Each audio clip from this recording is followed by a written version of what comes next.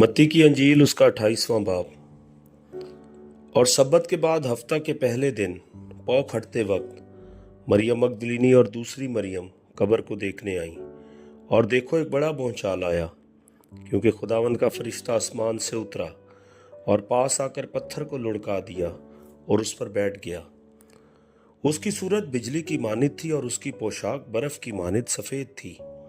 और उसके डर से निगहबान कांप उठे और मुर्दा से हो गए। फरिश्ता ने औरतों से कहा, तुम ना डरो, क्योंकि मैं जानता हूं कि तुम यस्सु को ढूंढती हो जो मसलूब हुआ था। वो यहां नहीं है, क्योंकि अपने कहने के मुताबिक जी उठा। आओ ये जगह देखो जहां खुदावंद पड़ा था, और जल्द जाकर उसके शागिर्दों से कहो कि वो मुर्दों में से जी उठा है। और देखो, वो तुमसे पहले गलील को जाता है, वहां तुम उसे देखोगे। देखो, मैंने तुमसे कह दिया है।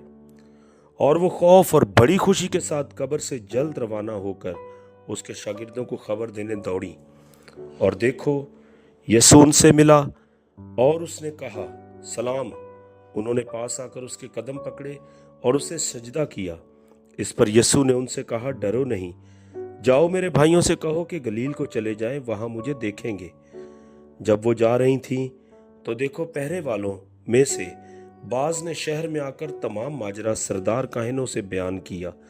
और उन्होंने बुजुर्गों के साथ जमा होकर मशवरा किया और सिपाहियों को बहुत सा रुपया देकर कहा, ये कह देना कि रात को जब हम सो रहे थे, उसके शागिर्द आकर उसे चुरा ले गए। और अगर ये बात हाकिम के कान तक पहुंची, तो हम उसे समझाकर तुमको खतरा से बचा लेंगे। बस उन्होंने रुपया लेकर जैसा सिखाया गया था वैसा ही किया। और ये बात आज तक यहूदियों में मशहूर है। और 11 शागिर्द गलील के उस पहाड़ पर गए जो यीशु ने उनके लिए मुकर्रर किया था, और उन्होंने उसे देखकर सजदा किया, मगर बाज ने शक किया।